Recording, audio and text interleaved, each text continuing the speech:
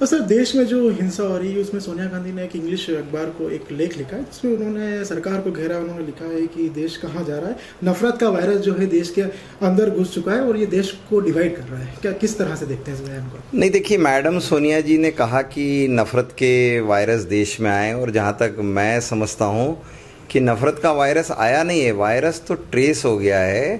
Trace ही नहीं हुआ, उसका वैक्सीन भी आ गया है।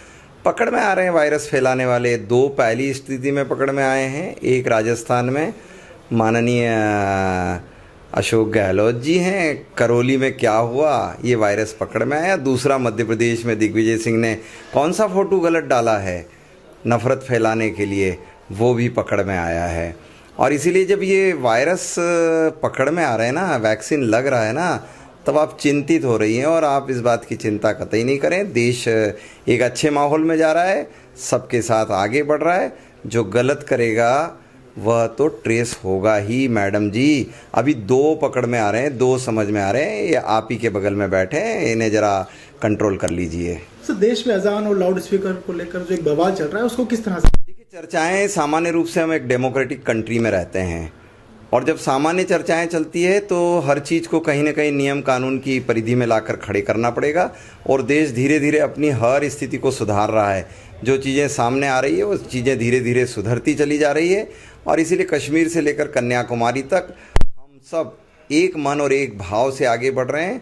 सबके बीच में समानता का व्यवहार धीरे धीरे आगे बढ़ रहा है। और जो लोग नफ़रत के बीज लेकर आए हैं, नफ़रत के वायरस लेकर आए हैं, वो ट्रेस भी हो रहे हैं। और मैं समझता हूँ कि एक सुखद माहौल में देश दुनिया के सामने तेज़ी से विकसित होने वाले देश के रूप में चिन्हित हो रहा है। सर, अजान मामले को लेकर पीएफआई सामने आया। उन्होंने क्या है कि अगर मस्जिद और लाउड स्पीकर को अगर हाथ लगाया तो पीएफआई सबसे आगे रहेगा। नहीं, देखिए, मैं इसको मानता हूँ कि धार्मिक रूप से जो भी चीज़ें देश के अंदर होती है उसको नियमों के दायरे में ही सब लोगों ने बात करना चाहिए, नियमों के दायरे में ही।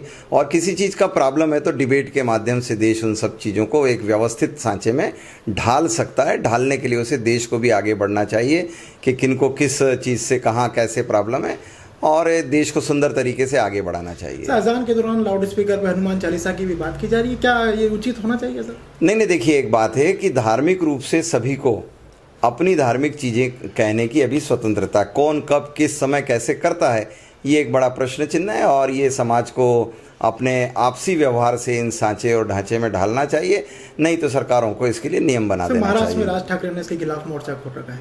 अब राजनीतिक रूप से देश में लोगों को अपने अपने कहने की बात का अंदाज है। और मैं इस बात को जानता हूं कि जब तक चाहे मंदिर की घंटियां हों, चाहे अजान का विषय हो, ये सब विषय डिबेट का विषय है। और लोगों को एक रूप बना लेना चाहिए कि दुनिया के अन्य देशों में वॉइस को लेकर, लाउड को लेकर सबके अपने अपने नियम हैं, परिधियाँ हैं। कब किसे किसने क्या कितना कहना चाहिए और कितना करना चाहिए, कितना अपने ही भक्तों के बीच में कहना चाहिए, कितना परमिशन लेके कहना चाहिए, ये सब नियम बनने चाहिए। और सर, राज ठाकरे को संजय राउत जी ने महाराष्ट्र का जो है ओवैसी बताया है। अब देखिए, कौन किसको क्या बताता है, और संजय राउत जी ओवैसी को कितना समझ लिए हैं, अगर समझ लिए तो कितना साथ रहते हैं और कितना दूर रहते हैं, ये उनके लिए भी बड़ा चिंतन का विषय है। Okay, thank you sir.